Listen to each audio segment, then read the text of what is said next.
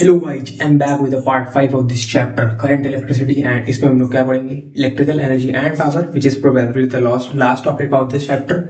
अब देखो, हम लोगों ने वर्क एनर्जी पावर वाले चैप्टर देखा है। उसमें क्या था, डिफरेंट टाइप्स ऑफ एनर्जी थी, है ना। Heat energy, chemical energy, electrical energy, mechanical energy, kinetic energy, potential energy, फलाना ढिकाना एनर्जी, बहुत सारी थी। एंड उसमें एनर्जी कन्वर्जन भी देखे थे, ये एनर्जी इसमें कन्वर्ट होती है, ये एनर्जी उसमें कन्वर्ट होती है ना। वैसे ही एक और टाइप की एनर्जी यानी कि इलेक्ट्रिकल एनर्जी, जिसके बारे में मेनली हम लोग को डिटेल में इसमें पढ़ना है, वो ये है। देखो, इसमें कुछ एग्जांपल्स लिखे हुए हैं, पहले मैं वो पढ़ के बता देता हूँ।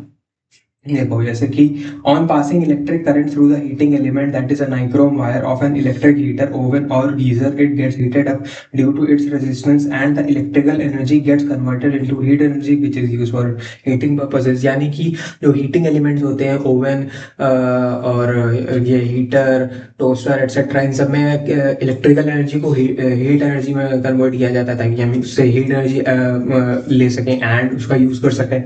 फिर on passing electric current through electric lamp, the filament of the bulb gets heated to an extent that it glows. The electrical energy thus changes into light and heat energy। यानी कि जो लाइट बल्ब होता है उसमें हम electrical energy send करते हैं, तो वो किसमें चेंज होती है, लाइट एंड हीट एनर्जी में, है ना। मेनली लाइट में एनर्जी है, थोड़ा बहुत हीट में वेस्ट हो जाती है।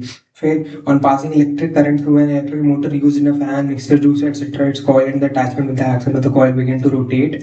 The electrical energy thus changes into mostly into mechanical energy, small part into heat energy। and simply जैसे जो पंखे वगैरह चलते हैं, जो भी मशीनें चलती हैं, उसमें हम लोगों ने इलेक्ट्रिकल एनर्जी भेजी, देन क्या होता है, इलेक्ट्रिकल एनर्जी भेजी, वो मैकेनिकल एनर्जी यानी कि पंखा मूव करना स्टार्ट कर दिया, कोई भी चीज मूव करना स्टार्ट कर दी, है ना, तो वो हमारा मैकेनिकल एनर्जी में स्टोर हो जाता है। एंड थोड़ा बहुत क्योंकि हीटेड अप भी हो जाता है, इसलिए हीट एनर्जी में भी चला जाता है। फिर on passing electric current through an electrolyte while charging a lead accumulator, chemical reaction take place and the electrical energy gets converted into chemical. वही जो वाला पार्ट नहीं है, कौन सा, इलेक्ट्रोलिसिस वाला पार्ट, जिसमें जो केमिस्ट्री में, जिसमें इलेक्ट्रिकल एनर्जी भेजो जिससे केमिकल एनर्जी की बनती है ना, वही सेम चीज। On passing electrical process from microphone to a loud speaker, the electrical energy gets converted into sound energy. यानी कि जो लाउड स्पीकर वगैरह होते हैं ना, उसमें कैसे हम लाउड स्पीकर को ऐसे स्विच में फिट करते हैं, उसमें से इलेक्ट्रिकल एनर्जी जाती है एंड लाउड स्पीकर से क्या निकलती है, आवाज निकलती है। यानी कि इलेक्ट्रिकल एनर्जी इलेक्ट्रिकल पल्सेस के थ्रू गई एंड वो साउंड एनर्जी में कन्वर्ट हो गई एंड हमें आवाज सुनाई दी लाउड स्पीकर के थ्रू। फिर on passing electric current in a coil wound around a soft iron bar, the bar gets magnetized and becomes an electromagnet, thus electrical energy gets converted into magnetic energy। वही जो electromagnetism chapter में पढ़े नहीं है कि electrical energy को अगर मतलब वो सॉफ्ट आयरन कोर के अराउंड मतलब जो वायर बांधे उसमें भेजे तो उसके अराउंड क्या एक मैग्नेटिक फील्ड जनरेट हो जाती है, यानी कि मैग्नेटिक एनर्जी। तो मेनली ये सब था पूरा एनर्जी कन्वर्जेंस के रिलेटेड। याद रख लो, सिंपल सा बात है, मतलब बहुत हेल्पफुल चीज नहीं, पता होना चाहिए एनर्जी कन्वर्जेंस क्योंकि सवाल आता है ना। उसके अलावा मेनली अब चैप्टर जिसपे मतलब न्यूमेरिकल बेस्ड है एटसेट्रा, उसकी बात करते हैं। हाँ, तो अब अपना नेक्स्ट टॉपिक है कि हमारे थोड़े फॉर्मूला वगैरह energy and electrical energy and electrical powers. देखो, अगर ये सर्किट है ना, ऐसे आप इस सर्किट में मान लो 3 ओम, 10 वोल्ट, 2 ओम, इस सर्किट में करंट फ्लो कर रहा है, कितना फ्लो करेगा, 2 एम्पियर्स का, है ना। 2 एम्पियर्स का करंट फ्लो करेगा तब तो हम क्या कह सकते हैं, तो हम ये कह सकते हैं कि इस वायर में 2 एम्पियर का करंट फ्लो कर रहा है। दैट मींस कि एक गिवन अमाउंट ऑफ टाइम में, गिवन अमाउंट ऑफ टाइम में 2 कूलम का चार्ज इस वायर से पास कर रहा है इन टाइम टी। वही तो हम लोगों ने कहा था शुरू में, या करो आई क्या होगा, I equals to Q by T ना। तो अगर हम चार्ज निकालना है, अगर हम इसके टर्म से बात करें कि क्यू, तो हो जाएगा आई इंटू टी, यानी कि हम ये तो कहेंगे ना 2 कूलम का चार्ज अगर टाइम टी में इस जगह से ट्रेवल किया है उसको ही हम 2 एम्पियर बोलेंगे, ठीक है। अब बात आती है कि क्या, यानी कि हम क्यू को कैसे लिख सकते हैं, क्यू को लिख सकते हैं आई टी, राइट, क्योंकि आई बराबर क्यू बाई टी होता है, तो क्यू बराबर आई टी। अब वर्क डन हम लोगों ने क्या पढ़ा था शुरुआत में, इस चैप्टर में क्या पढ़ा था, work done equals to Q V, right. Q V, where V is the potential difference, या फिर पोटेंशियल मान लो, Q is the charge and W is the work done between 2 potential, या फिर जो भी वर्क डन मतलब ओवरऑल वो बताया था ना कि इंफिनिटी से लाने में वर्क डन किया जाता है etcetera etcetera. Work done equals to Q V. अब बात आती है कि क्यू इधर भी क्यू इधर भी, अब इनको रिप्लेस कर दो, W equals to V I T. ठीक है, तो वर्क डन कितना आ गया, वर्क डन की वैल्यू आ गई V into I into T simply. अब ये एक फॉर्मूला याद रखना, ठीक है। नेक्स्ट फॉर्मूला क्या याद रखना है, उससे निकाल लो, किससे, वो वाला कौन सा फॉर्मूला था, ओम्स लॉ, सॉरी, हाँ, V बराबर आई आर, है ना। क्या याद रखना है, V की जगह आई आर रख दो, तो W क्या बन जाएगा, W equals to I R into I T. I R into I T मतलब आई स्क्वायर आर टी। ठीक है, ये फॉर्मूला याद रखना, अभी बताऊं कहाँ सब यूजेस आते हैं। फिर वर्क डन में एक और फॉर्मूला आता है कि अगर V equals to I R है तो I इक्वल्स टू क्या है, V upon R. I equals to V upon R यहाँ पुट कर देते हैं, क्या बन जाएगा, V square upon R into T, यानी कि V square T upon R, simple, ये चीज है ना। तो ये है किसके फॉर्मूले, सारे एनर्जी रिलेटेड फॉर्मूले, है ना।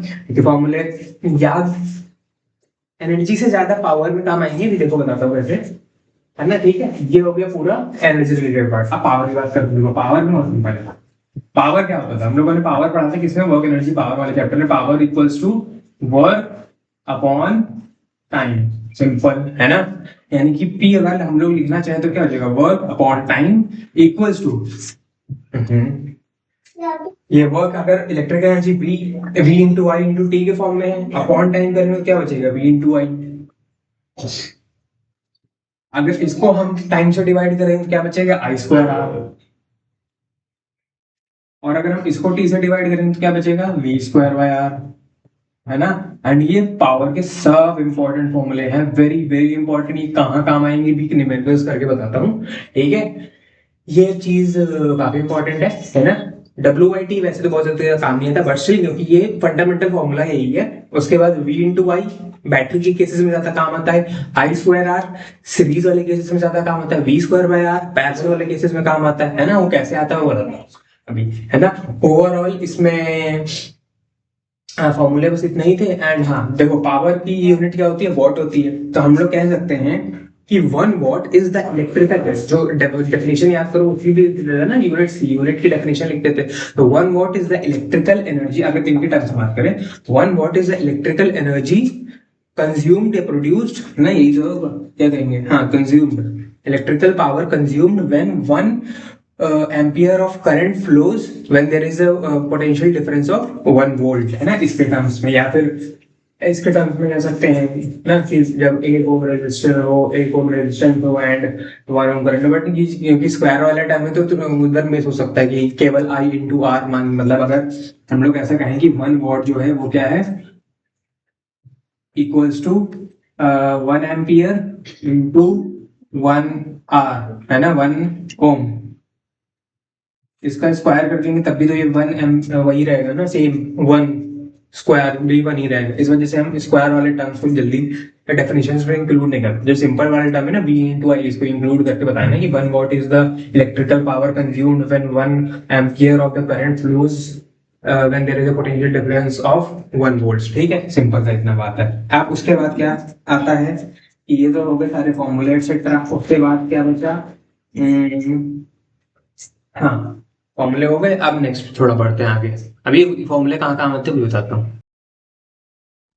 हाँ, तो अपना नेक्स्ट आता है इलेक्ट्रिकल पावर एंड एनर्जी में से commercial unit of energy. Commercial unit of energy बोले तो जो हम लोगों के घर में बिजली का मीटर लगा होता है, राइट, उसमें हम लोग जो बिजली का मतलब बिल आता है वो किस यूनिट के अकॉर्डिंग हम लोग देते हैं, वो देते हैं किलोवाट आवर। उसको ही बताता हूँ। देखो बेसिकली पावर क्या होता है, पावर का यूनिट होता है, पावर का ऐसा यूनिट होता है क्या, पावर का ऐसा यूनिट होता है वॉट, ठीक, यानी कि W लिख सकते हैं। और क्या लिख सकते हैं, और इससे बड़े बड़े यूनिट्स होते हैं KW, KW बोले तो किलोवाट, ठीक है। एंड उसके बाद MW, MW बोले तो मेगावाट, GW मतलब गीगावाट। किलोवाट में आता है 10 टू द पावर 3 वॉट्स, ठीक है। मेगावाट में आता है 10 to the power 6 watts, gigawatt में आता है 10 टू द पावर 9 वॉट्स, ठीक है। ये होते हैं पावर की यूनिट्स। अब क्या होता है, एनर्जी क्या होती है, एनर्जी इज, अगर पावर के टर्म्स में देखें, energy is power into time, simple सी बात है, पावर इंटू टाइम, ओके। यानी कि अगर मैं इन सबको टाइम से मल्टीप्लाई कर दूं तो क्या बन जाएगा, एनर्जी बन जाएगी। यानी कि एनर्जी की units in terms of electrical energy क्या हो जाएंगी, वॉट इनटू टाइम। टाइम क्या कुछ भी हो सकता है, सेकंड हो सकता है, आवर हो सकता है, मिनट हो सकता है, बट क्योंकि हम कमर्शियल यूनिट की बात करेंगे तो हम कमर्शियल यूनिट में आवर कंसिडर करते हैं, HOUR, ठीक है। तो ये हो जाएगा वॉट आर, WH लिखते हैं या फिर KWH लिखते हैं, है ना, या फिर MWH लिखते हैं या फिर GWH लिखते हैं। एंड हमारे घर में जो बिजली का बिल आता है वो इसके अकॉर्डिंग आता है, KWH के अकॉर्डिंग, है ना। जो इलेक्ट्रिकल कंपनी को हम लोग पे वगैरह करते हैं ना, वो KWH, किलो वॉट आर, और किलो वॉट आर एनर्जी है, पावर नहीं। इसमें बहुत लोग कंफ्यूज हो जाएंगे वॉट देख के। सिंपल सी बात है, किलो वॉट क्या है, पावर, आर क्या है, time, power into time, energy, energy का यहाँ बात हो रही है, एनर्जी कन्वर्जन सिंपली। अब इसमें तो वही चीज की सिंपल सा मतलब वो होता है क्या, मतलब अगर कमर्शियल यूनिट का कॉस्ट वगैरह दे देगी, मान लो आपके घर में 3 kWh का एनर्जी यूज हुआ है एंड 1 kWh एनर्जी का पैसा लगता है ₹2, तो 3 kWh का बता दो, है ना। या तो ऐसे ना पूछ के वो भी दे सकता है, क्या दे सकता है, इधर वोल्टेज दे सकता है, करंट दे सकता है, उससे फिर डायरेक्ट ये निकालना रहेगा, देन उसके बाद ये निकालना रहेगा। क्वेश्चन है इसके भी करेंगे, ठीक है, चलो देन।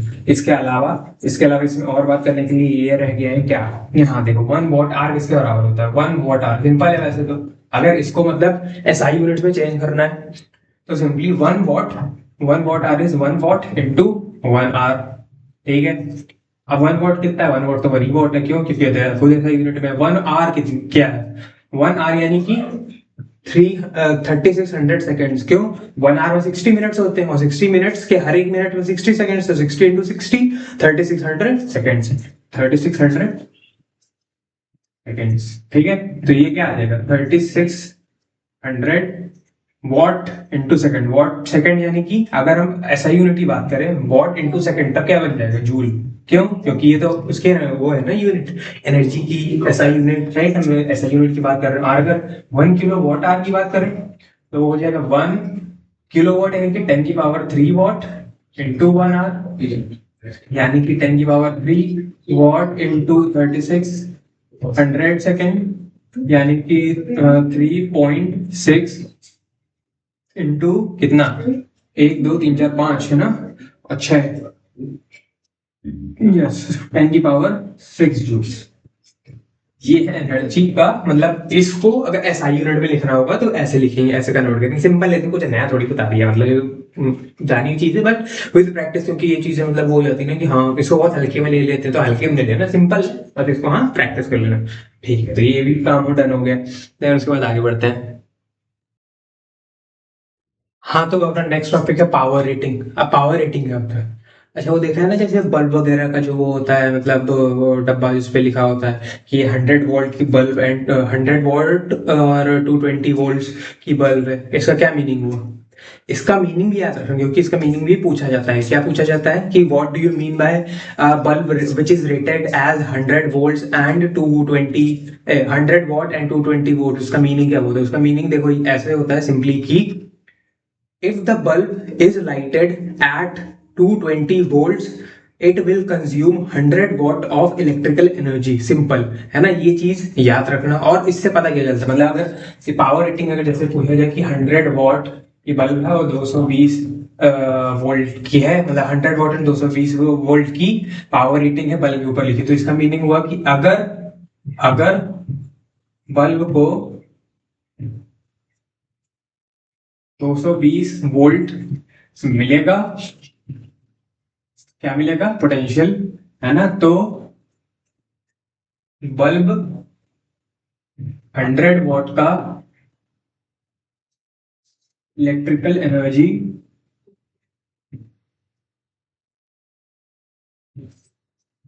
100 वाट, सॉरी इलेक्ट्रिक 100 वाट का, सॉरी पावर, एनर्जी का वाट तो पावर होगा ना, पावर कंज्यूम करेगा,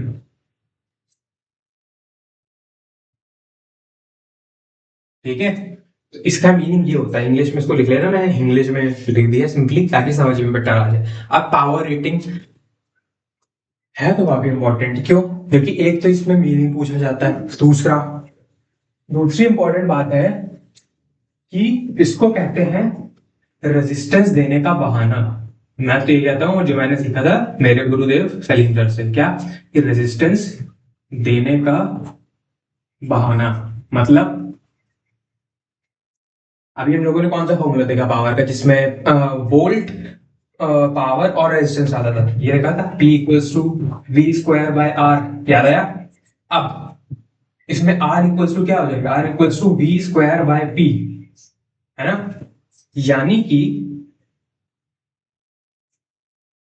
रेजिस्टेंस, क्योंकि एक वायर या फिर जो भी बल्ब हो एक्सेट्रा हो, रेजिस्टेंस तो फिक्स रहता है। और इसका क्या मीनिंग होता है कि अगर 220 वोल्ट का हम पोटेंशियल डिफरेंस दें या फिर मतलब पोटेंशियल दें एक्सेट्रा, तो वो 100 वोल्ट पे चलेगा, मतलब 100 वोल्ट कंज्यूम करेगा। लेकिन अगर 220 वोल्ट से कम दिया तो कम पावर कंज्यूम करेगा, 220 वोल्ट से ज्यादा दिया तो ज्यादा पावर कंज्यूम करेगा, है ना। एंड उसी हिसाब से ब्राइटनेस भी होती है कि अगर 220 वोल्ट से मैंने ज्यादा वोल्ट इसमें दिए, है ना, बल्ब को, तो वो 100 वॉट से ज्यादा पावर कंज्यूम करेगा, यानी कि वो ज्यादा ब्राइटर चलेगा। जितनी ज्यादा पावर होगी इलेक्ट्रिकल पावर, उतना ज्यादा ब्राइटर हमारी बल्ब जलेगी, या फिर इंटेंसिटी होगी। ये भी वेरी इंपॉर्टेंट, ब्राइटनेस इंटेंसिटी पे भी सवाल आते हैं। फिर उसके बाद अगर हम 220 वोल्ट से कम रखेंगे तो ये क्या हो जाएगा, पावर भी हमको कम लगेगी, और जो ब्राइटनेस होगी या फिर इंटेंसिटी होगी वो कम हो जाएगी, यानी कि जो बल्ब होगी वो फेंट ग्लो करेगी, ज्यादा अच्छे से ग्लो नहीं करेगी, बहुत मतलब हल्का डिम हो जाएगी। लेकिन जो होता है, जो रेजिस्टेंस होता है ना, वो वायर का तो फिक्स होता है ना, वो इसी पावर रेटिंग के साथ फिक्स होके आ जाता है। मतलब कि अगर 220 वोल्ट स्क्वायर अपॉन 100 कर दें तो क्या बन जाएगा, 22,484 इंटू 100 अपॉन 100, तो ये क्या आ जाएगा 484 ओम। इसका क्या मीनिंग हुआ इसका, ये वही जो मैंने कहा, रेजिस्टेंस देने का बहाना। यानी कि अगर ये वोल्ट पावर रेटिंग लिखी है तो हम लोग इससे क्या निकाल सकते हैं, रेजिस्टेंस निकाल सकते हैं, क्योंकि वो तो फिक्स्ड है। वोल्टेज और पावर में भी बदल सकते हैं सवाल में अकॉर्डिंग। भले ही पावर रेटिंग क्या कहती है, पावर रेटिंग कहती है कि इतना मैक्स, मतलब क्या, इतना अगर दोगे, इतना वोल्टेज दोगे तो इतने पावर कंज्यूम करेगा, मगर आप ज्यादा भी दे सकते हो, आप कम भी दे सकते हो वोल्टेज। लेकिन रेजिस्टेंस तो अपना फिक्स रहेगा ना। रेजिस्टेंस कोई चीज नहीं, क्योंकि वो तो वायर के साथ ही मतलब डिपेंड करता है, उसकी लेंथ, उसके एरिया एक्सेट्रा, जो पढ़ा था ना पहले, है ना। तो बस वही है कि रेजिस्टेंस उसके साथ फिक्स रहेगा। और एक और चीज से क्या पता चलती है, हमें पता चलती है, इसको हटा देता हूं मैं, और पता चलता है safe limit of current, safe limit of current. मतलब हम अगर ज्यादा से ज्यादा कितना करंट भेज सकते हैं, कैसे पता चलेगा। अभी अब करंट, वोल्ट और पावर को लेकर कौन सा फॉर्मूला था, देखो क्या करो, P equals to V into I, ठीक है, याद आया। अब I क्या हो जाएगा, I हो जाएगा V, नहीं sorry, P by V, P by V equals to 100 upon 220। तो ये गया, तो ये अप्रोक्सीमेटली कुछ 0.5 एम्पियर के आसपास आ जाएगा। इसका मतलब क्या हुआ, सेफ लिमिट ऑफ करंट। यानी कि अगर 220 वोल्ट हम लोग बल्ब को दें और 100 वॉट की पावर दें तो ओवरऑल करंट 0.5 एम्पियर में फ्लो करेगा। बट अगर मान लो हमने इससे कम दिया तो इससे कम वो फ्लो करेगा, सिंपल सी बात है ना। इसमें कम करंट फ्लो करेगा। लेकिन अगर हमने इससे ज्यादा वोल्ट दे दिया, मान लो की बात है, अगर हमने ज्यादा वोल्टेज दे दिया तो मे भी हो सकता है कि ये जो करंट है, मतलब ये सेफ लिमिट ऑफ करंट है। सेफ लिमिट हम क्यों कह रहे हैं, क्योंकि हम मान लो कि बल्ब जो बनाई गई है वो इसके हिसाब से बनाई गई है कि वो ज्यादा से ज्यादा 0.5 एम्पियर का करंट ही झेल सकती है। मगर अगर हमने ये चीज बढ़ा दी, क्योंकि पावर रेटिंग तो लिख के आई है, मगर पावर और वोल्टेज हमारे हाथ में कि हम उसको चेंज कर सकते हैं कि नहीं, क्योंकि पावर रेटिंग का मीनिंग ये होता है, वो ये रेजिस्टेंस देने का बहाना है, अगर सेफ लिमिट ऑफ करंट देने का बताने का बहाना, सिंपल सी बात है। तो अगर हमें पता चलेगी कि safe limit of current 0.5 ampere है, तो हमें क्या पता चला कि अगर हम 0.5 एम्पियर से ज्यादा करंट इसमें भेजेंगे तो मे भी बल्ब फ्यूज हो जाए।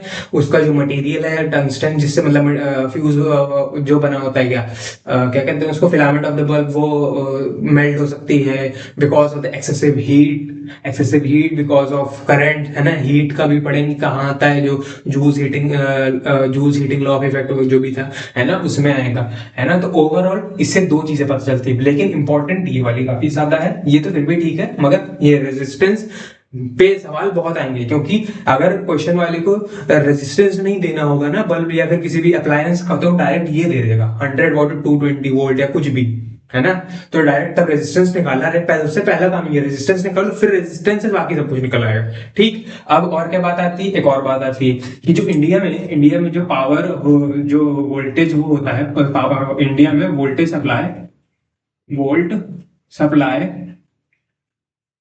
वो 220 वोल्ट ही होता है ना। ये हाउस होल्ड सर्किट वाले भी शायद पढ़ा होगा, 220 वोल्ट ही होता है। तो इन केस अगर कहीं पर ये ना दिया जाए कि मतलब पावर रेटिंग में कि वोल्ट कितना, वोल्टेज रेटिंग कितनी है, तो सिंपली 220 वोल्ट ही अज्यूम करना है, क्योंकि वो कॉमन फैक्ट है, वो मान के चल रहे हैं कि हाँ इंडिया में यही होता है कि इंडिया में वोल्ट सप्लाई 220 वोल्ट पे, अगर नहीं दिया जाए, अगर दिया जाए तो सवाल के अकॉर्डिंग, नहीं दिया जाए तो 220 volt, simple as it is. अब उसके बाद आगे बढ़ते हैं, चलो। हाँ, तो सिंपल सी बात है, अभी जैसे बताया था ना कि अगर हम पावर रेटिंग जो गिवन है 100 वॉट एंड 220 वोल्ट, तो 220 वोल्ट से अगर ज्यादा हम वोल्टेज देंगे, तो क्योंकि अगर ज्यादा वोल्टेज देंगे तो बल्ब हमारी ज्यादा पावर कंज्यूम करेगी, तो उसकी ब्राइटनेस ज्यादा होगी, या फिर वो मतलब और ज्यादा मतलब इंटेंसिटी से ग्लो करेगी, है ना। लेकिन अगर हम 220 वोल्ट से कम वोल्ट देंगे तो 100 वोल्ट से कम पावर लेगी, यानी फेंट हो जाएगी, डिम हो जाएगी, एंड कम इंटेंसिटी से ग्लो करेगी, उसकी ब्राइटनेस कम हो जाएगी। यानी जितनी ज्यादा पावर उतनी ज्यादा ब्राइटनेस है, उतनी ज्यादा इंटेंसिटी, जितनी कम पावर उतनी कम ब्राइटनेस, उतनी कम इंटेंसिटी, सिंपल, ये पार्ट था। एंड उसके बाद बात आती है हाउस होल्ड कंजप्शन। भाई जो हाउस होल्ड में मतलब क्या, किलो वॉट आर के हिसाब से वो हम लोग करते हैं ना मेजर, बिजली का बिल वगैरह एक्सेट्रा। तो अगर मान लो की बात है किलो वॉट आर है, तो 1 किलो वॉट आर में क्या हो गया, 1 किलो वॉट है इंटू 1 आर है ना। अब इससे कॉस्ट लिया जाता है कि मान लो की बात है 1 किलो वॉट आर है ₹8 का, 8.00 8 रुपए का 1 किलो वॉट बाई द, है ना। तो 1 किलो वॉट कितना हो जाएगा, 1 किलो वॉट को हम ऐसे लिख सकते हैं 10 to the power 3 watts into 1 R. ठीक है, अब इसमें बहुत सारी चीजें हो सकती हैं, बहुत सारी चीजें, मतलब मान लो की बात है यहाँ पे वॉट जो है, यानी कि जो पावर है, पावर इक्वल्स टू क्या दे दे, वोल्टेज इंटू वोल्टेज और आई के मतलब वोल्टेज और करंट के वैल्यू फॉर्म में दे दे, या फिर करंट और रेजिस्टेंस के फॉर्म में दे दे, या फिर वोल्टेज और रेजिस्टेंस के फॉर्म में दे दे। जो टाइम है, टाइम मान लो हो सकता है आर में दे दे, मिनट्स में दे दे, है ना, या फिर और मिनट्स में दे दे और सेकंड्स में दे दे, है ना। फिर उसके बाद ये सारी चीजें खेल के यहाँ पे बहुत सारे तरीके बनाए जा सकते हैं, जैसे कि मान लो अगर इसको हम कहें कि ये एक 1 वॉट इक्वल्स टू कितना हो गया, वन वोल्टेज इंटू आई, तो ये हो जाएगा 10 की power 3 1 V into 1 ampere into 1 R, है ना। ऐसे ही काफी सारी चीजें इससे रिलेटेड बन सकती हैं, अभी क्वेश्चंस करेंगे वो भी समझ में आ जाएगी, सिंपल। अब ओवरऑल जब ये सब आ जाए, ओवरऑल जब किलो वॉट आर आखिरी में आ जाए इन द फॉर्म ऑफ कि हाँ हमने कितना ओवरऑल पावर कंजम्पशन किया है ना, फिर उसमें पावर कंजम्पशन से इलेक्ट्रिकल एनर्जी फाइनली फॉर्म में आ जाए, जूल के फॉर्म में आ जाए, देन हमें क्या करना रहेगा, जूल के फॉर्म में क्या, एक हाँ मतलब KWH के फॉर्म में ही प्रॉपरली किसी भी तरीके से आ जाएगा, है ना। तो हमें क्या करना रहेगा कि वो क्या, उसके बाद हम कॉस से मल्टीप्लाई कर देंगे, तो हमें कॉस पता चल जाएगा। फिर चाहे 1 दिन का पूछे, 1 घंटे का पूछे, 30 दिन का पूछे, 1 महीने का पूछे, 1 साल का पूछे, कुछ भी पूछ सकता है, सिंपल करके बताएंगे। क्वेश्चन इसमें बहुत सारे हैं, समझ में आएगा। चलो आगे बढ़ते हैं। हाँ देखो, अपना नेक्स्ट टॉपिक है जूल्स लॉ ऑफ हीटिंग, या फिर हीटिंग इफेक्ट ऑफ करंट, जिसके बारे में हम लोग बार बार बात कर रहे थे। हीट होता है भाई, वायर हीट होता है, कैसे हीट होता है। अब देखो सिंपल सी बात, और किन किन चीजों पे ये हीटिंग इफेक्ट डिपेंड करता है। हीट क्या है, heat is a form of energy, यानी कि हीट एनर्जी, यानी कि energy, heat energy is directly proportional to, या फिर इनवर्सली प्रोपोर्शनल टू किसके, कुछ टर्म्स में। चलो लेट्स एनालाइज। चलो मान लो की बात है, ये एक रेजिस्टेंस है एंड ये एक रेजिस्टेंस है ना, ठीक है। मान लो की बात है, इसमें करंट फ्लो कर रहा है 20 एम्पियर, इसमें करंट फ्लो कर रहा है 5 एम्पियर। मैं पूछूं किसमें हीट ज्यादा प्रोड्यूस होगी, नहीं पता भैया, सोच नहीं पा रहे इसमें होगी शायद, या फिर इसमें। देखो बेसिकली होता क्या है, करंट क्या होता है, चार्ज पर यूनिट टाइम, यानी कि इस जगह से इस पॉइंट से कितना चार्ज एक सेकंड में गया, ठीक है, यानी कि 20 कूलम ऑफ चार्ज एक सेकंड में इधर से इधर गया, और यहाँ पर 5 कूलम ऑफ चार्ज एक सेकंड में इधर से इधर गया। अब ज्यादा चार्ज होगा तो क्या होगा, ज्यादा कोलिजन्स। क्यों ज्यादा चार्ज, यानी कि मतलब अगर इतने से मतलब लोग अगर एक कमरे में ज्यादा हैं तो ऑब्वियसली बात है बहुत धक्का मुक्की होगी, अगर एक कमरे में बहुत कम लोग हैं तो उसमें धक्का मुक्की कम होगी। तो वही सिंपल सी चीज है, अगर यहाँ चार्ज ज्यादा है तो वायर के अंदर इलेक्ट्रॉन्स, इसका मतलब जो करंट कैरिंग कंडक्टर्स यानी कि इलेक्ट्रॉन्स वो बहुत ज्यादा है, यानी कि इलेक्ट्रॉन्स, फ्री इलेक्ट्रॉन्स ज्यादा है, यानी कि वो बहुत ज्यादा कोलाइड करेंगे, जो भी पॉजिटिव आयन उनको दिखेगा या आपस में कोलाइड करेंगे, मटेरियल और वायर से कोलाइड करके। यानी कि सिंपल सी बात है कि अगर ज्यादा करंट होगा तो इलेक्ट्रॉन्स ज्यादा होंगे, क्योंकि कंडक्टिंग चार्ज ज्यादा होगा, और इलेक्ट्रॉन ज्यादा होंगे तो कोलिजन ज्यादा करेंगे, और कोलिजन ज्यादा करेंगे तो उनकी काइनेटिक एनर्जी जितनी भी थी वो पहले स्लो डाउन होगी, उनकी काइनेटिक एनर्जी का कुछ पार्ट हीट एनर्जी में जाएगा, एंड वही हीट एनर्जी इसको हीट देगी, किसको, हमारा मतलब वायर को हीट अप कर देगी। इस वजह से पहला फैक्टर है कि करंट पे कैसे डिपेंडेंट होता है, वो भी करंट के स्क्वायर पे डिपेंडेंट होता है। एच यानी heat energy is directly proportional to I का स्क्वायर, यानी कि जितना भी करंट फ्लो करेगा उसके स्क्वायर पे डिपेंडेंट होता है ना। कि कितना मेरा हीट एनर्जी इसमें जनरेट हुई है। फिर चलो दूसरा एग्जांपल लेते हैं, मान लो की बात है ना। इसमें मान लो करंट फ्लो कर रहा है, छोड़ो करंट, मान लो की बात है ये है 5 ओम और ये है 10 ओम। क्या हो आप बताओ, इन दोनों में से किसमें वो ज्यादा होगा रेजिस्टेंस, सॉरी हीटिंग इफेक्ट, या फिर हीट एनर्जी किसमें रिलीज होगी। ऑब्वियस सी बात है इसमें, क्यों, क्योंकि इसका रेजिस्टेंस ज्यादा यानी कि करंट आएगा उसको देखा, ओ नो इसमें बहुत ज्यादा रेजिस्टेंस है, यानी कि करंट में जो कंडक्टिंग चार्जेस है, इलेक्ट्रॉन्स है, उसको बहुत ज्यादा लड़ना भिड़ना पड़ेगा पॉजिटिव आयन से, खुद इलेक्ट्रॉन से, या फिर किसी भी चीज से प्रॉपर रेजिस्ट उसको ज्यादा किया जाएगा, उसको ज्यादा रोका जाएगा, उसकी काइनेटिक एनर्जी को और ज्यादा रोका जाएगा इलेक्ट्रॉन्स की, यानी कि उसकी जो काइनेटिक एनर्जी है वो ज्यादा से ज्यादा हीट एनर्जी में डेवलप होगी, यानी कि वायर हीटेड अप हो जाएगा, यानी कि जितना ज्यादा रेजिस्टेंस होगा उतना ज्यादा हीट एनर्जी प्रोड्यूस होगी, सिंपल सी बात है। चलो अब एक और फैक्टर पे डिपेंड करता है कि मान लो की बात है ऐसे करंट जा रहा है, ये है 5 ओम, ये है 5 ओम, ये करंट है 2 एम्पियर, इसमें भी करंट है 2 एम्पियर, लेकिन इसमें मैंने करंट को जाने दिया 2 घंटा 2 आवर्स, और इसमें जाने दिया मैंने 5 आवर्स, 10 आवर्स मान लो है ना।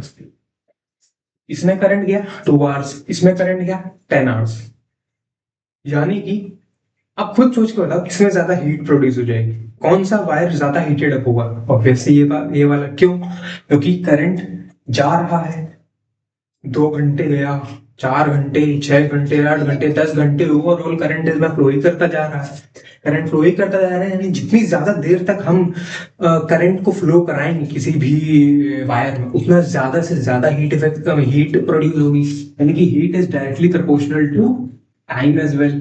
सिंपल सी बात है। अब इसको हम क्या करते हैं, फॉर्मूला बनाते हैं, formula is I square R T. अरे भैया ये तो कहीं देखा देखा लग रहा है। हाँ भाई देखा देखा लग रहा है, अभी जो एनर्जी की बात करी थी ना, energy equals to V I T, उसमें जब वी की जगह हम लोग वो रख देते हैं आई आर, तो ये बन जाता है आई स्क्वायर आर टी। और ये भी एनर्जी और हीट भी क्या है, एक टाइप ऑफ एनर्जी है। तो simply joules law of heating ये कहता है कि जितना ज्यादा से ज्यादा करंट बढ़ेगा उतना ज्यादा से ज्यादा हीट बढ़ेगी, वो भी स्क्वायर पे डिपेंडेंट। जितना ज्यादा से ज्यादा रेजिस्टेंस बढ़ेगा उतना ज्यादा से ज्यादा हीट बढ़ेगी, जितना ज्यादा टाइम का मतलब फ्लो करेगा करंट उतनी ज्यादा हीट बढ़ेगी। सिंपली अब देखो ये ग्राफ वेरी इंपॉर्टेंट, ये देखो जो एच और आई के बीच में ग्राफ होता है, वैसे तो 10th लेवल पे क्वाड्रेटिक के कितने ग्राफ्स में भी, वैसे मैंने तो नहीं पढ़े थे बट जान लो क्वाड्रेटिक का ग्राफ बनता है ऐसे। क्वाड्रेटिक मतलब ये है y equals to x square का ग्राफ। तो ये ऐसे बनता है, मतलब अगर पूछ लिया जाए ग्राफ तो एच और है ना आई, है ना, सही है ना, इक्वल्स टू एक्स स्क्वायर। तो ये एच और आई के बीच में ग्राफ कुछ ऐसा बनेगा, एच और आर के बीच में सिंपल लीनियर बन जाएगा, है ना, क्योंकि इन दोनों के बीच में एक लीनियर रिलेशन है ना, y equals to x type, यानी कुछ ऐसा सा सिंपल सा, ये एच, ये है आर, तो इनके बीच में कुछ ऐसा सा बन जाएगा एच और आर। फिर एच और टी में भी सेम ऐसे ही बन जाएगा, बट एच और आई के केस में याद रखना, क्योंकि क्वाड्रेटिक का टाइप है कि y equals to x square type का है, तो ये क्वाड्रेटिक का ग्राफ कुछ ऐसा सा दिखता है। वो कैसे दिखता है, इफ अगर क्वाड्रेटिक का चैप्टर में डिस्कस करूंगा तो मैं बता दूंगा, ठीक है। चलो फिलहाल के लिए इसमें ये जूल्स लॉ ऑफ हीटिंग में ये याद रखना है कि ये जूल चाचा जी ने दिया था ये लॉ, है ना। उन्होंने बताया था कि H equals to heat energy equals to I square R T, है ना। अब बात आती है कि क्या बात आती है कि हाँ, अगर ये इसकी एसआई यूनिट क्या होगी, जूल होगी, लेकिन अगर हमको कैलोरी में चाहिए, कैलोरी का कन्वर्जन पता होगा ना कि 1 calorie equals to 4.2 joules and 1 joule equals to 0.24 calories, है ना, यही होता है, राइट। अब यानी कि अगर ये जूल है इसको हमको कैलोरी में कन्वर्ट करना है, तो सिंपल सी बात, 0.24 आई स्क्वायर आर टी कैलोरीज, है ना। 4.2 या फिर इसको 4.18 कहते हैं, 4.184, मुझे एग्जैक्ट वाला याद नहीं है, बट 4.2 जूल्स अगर है तो सिंपली इसे भी काम चल सकता है ना। तो ये है जूल्स लॉ ऑफ हीटिंग। अब हमारा थ्योरी वाला जितना पार्ट था खत्म होता है, अब बात आती है न्यूमेरिकल प्रैक्टिस की। अब वो स्टार्ट करते हैं, ठीक है। हाँ देखो, अपना नेक्स्ट क्वेश्चन क्या कहता है कि एक बल्ब है जिसकी रेटिंग गिवन है 100 वॉट एंड 220 ओम्स, है ना। अगर लेकिन हम वोल्टेज जो 110 वोल्ट उसको प्रोवाइड करते हैं, तो पूछा है कि पावर कितनी कंज्यूम करेगा। अब वही चीज सेम जो मैंने क्या बताया था कि ये जो है 100 वोल्ट 220 वोल्ट ये रेजिस्टेंस देने का बहाना है सिंपली। इसमें हिडन चीज छुपी हुई है कि आप इससे रेजिस्टेंस निकाल लो, देन उसके बाद अपनी कैलकुलेशन करो। सिंपली ये दिखता है, सबसे पहले रेजिस्टेंस निकाल लो। रेजिस्टेंस इक्वल्स टू, रेजिस्टेंस क्या हो जाएगा, वी स्क्वायर बाय पी, क्योंकि पी क्या होता है, वी स्क्वायर बाय आर, है ना। वी स्क्वायर यानी कि 220 का स्क्वायर अपॉन 100 इक्वल्स टू, अभी निकाला था ऐसा ही सेम, तो ये आ रहा था 484 ओम। तो अब रेजिस्टेंस इसका ये कांस्टेंट रहेगा वायर का, ये थोड़ी चेंज हो जाएगा, ये भले वोल्टेज या पावर चेंज होती रही है, नहीं चेंज होगा। अब क्या पता किया, क्या गिवन है, अब गिवन है कि 110 वोल्ट्स का हमने वोल्टेज प्रोवाइड किया, पावर कितना है, अब power consume, power equals to V square upon R. अब वी कितना प्रोवाइड किया गया है, 110 इंटू 110 अपॉन आर। आर कितना है, आर यहाँ निकाला, क्यों, क्योंकि ये तो कांस्टेंट ही रहेगा ना, इसलिए पहले आर निकाला। ये वाले क्वेश्चन थोड़े कंफ्यूजन हो सकती है यार, ये क्या हुआ कि इसमें 220 वोल्ट्स ये कर दिया, तो ये कैसे चेंज होगा। सिंपली आर निकालो, क्योंकि सब कुछ रेजिस्टेंस पर डिपेंड करता है, क्योंकि resistance is the constant thing, क्या ये है ना। अब क्या बात आती है, अब इसको क्या करेंगे, इसमें कैलकुलेशन करेंगे तो क्या आ जाएगा, इसकी वैल्यू सिंपल सा ये आ जाएगा 22 है ना, यानी कि 55 यानी कि 25 वॉट, ये 25 वॉट का आंसर सिंपली। यानी कि अगर, अब इसको वापस समझ, होगा क्या कि बल्ब रेटिंग गिवन है कि अगर 100 वॉट्स एंड 220 वोल्ट, इसका सिंपली मीनिंग ये हुआ कि अगर हम 220 वोल्ट्स का वोल्टेज प्रोवाइड करेंगे तो 100 volt bulb 100 what bulb power consume करेगी। लेकिन अगर हमने 110 वोल्ट्स प्रोवाइड किया बल्ब को, तो उसमें वो कितनी पावर कंज्यूम करेगी, वो निकालने के लिए पहले हमको रेजिस्टेंस चाहिए। क्यों रेजिस्टेंस चाहिए, क्योंकि resistance is the only thing that remains constant ना। ये तो पावर रेटिंग है ना, इसके अगर इतना होगा तो इतना होगा, लेकिन ये अगर नहीं हुआ तब क्या होगा, इसलिए हमने पहले रेजिस्टेंस निकाला, क्योंकि रेजिस्टेंस रिमेन्स कांस्टेंट। फिर उसके बाद हमने पावर निकाली रही, तो power equals to V square by R, यानी कि जितना भी हम अब वोल्टेज प्रोवाइड कर रहे हैं अपॉन रेजिस्टेंस, क्योंकि रेजिस्टेंस तो कांस्टेंट रहेगा। उसके बाद हम निकाल सॉल्व कर देंगे तो 25 वॉट 25 वॉट्स आ जाएगा। यानी कि अगर हम 110 वोल्ट्स की वोल्टेज प्रोवाइड करेंगे तो जो हमारा बल्ब है वो 25 वॉट्स की पावर कंज्यूम करेगा, सिंपल। अब नेक्स्ट क्वेश्चन में बढ़ते हैं। अब जो अपना नेक्स्ट क्वेश्चन है ये क्या कहते हैं कि अ 6 वोल्ट एंड 12 वॉट की लैंप यानी कि ये पावर रेटिंग गिवन है is connected in series with resistance R and the source voltage is 10 volt. Oh अच्छा, यानी कि पावर रेटिंग है 6 वोल्ट 12 वोल्ट लेकिन वोल्टेज प्रोवाइड किया क्या है 10 वोल्ट, यानी कि ज्यादा वोल्टेज प्रोवाइड किया गया। तो कुछ तो गेम होगा। फिर पूछा क्या what is the purpose of R, find the value of R for proper working of the lamp and what is the current flowing through the circuit. Okay, देखो सिंपल सी बात है, ये मैंने मान लिया क्या ये है बल्ब, ठीक है, ये बल्ब मैंने बना ली, बल्ब या लैंप तो भी मान लिया थोड़ी सी गंदी ड्राइंग है ना, ये ठीक है। अब क्या गिवन है कि 6 वोल्ट 12 वोल्ट, यानी कि ये है 6 वोल्ट 12 वोल्ट की लैंप। फिर मैंने क्या बताया, जैसे ही ये पावर रेटिंग गिवन हो सबसे पहले क्या निकालना है, रेजिस्टेंस। क्यों? क्योंकि वो इसमें छुपी हुई इंफॉर्मेशन ये रेजिस्टेंस ही गिवन है। रेजिस्टेंस इक्वल्स टू कितना आ जाएगा, R equals to V square by P. V square बोले तो 6 इंटू 6 अपॉन 12, तो ये जाएगा 2, ये जाएगा 3, है ना, है ना, है ना, राइट है जी, बिल्कुल जी राइट है। तो इसका जो इसका फिलामेंट ऑफ द बल्ब है, इसका कितना आ गया, जो बल्ब है उसका खुद का रेजिस्टेंस आ गया 3 ओम, है ना, ठीक है।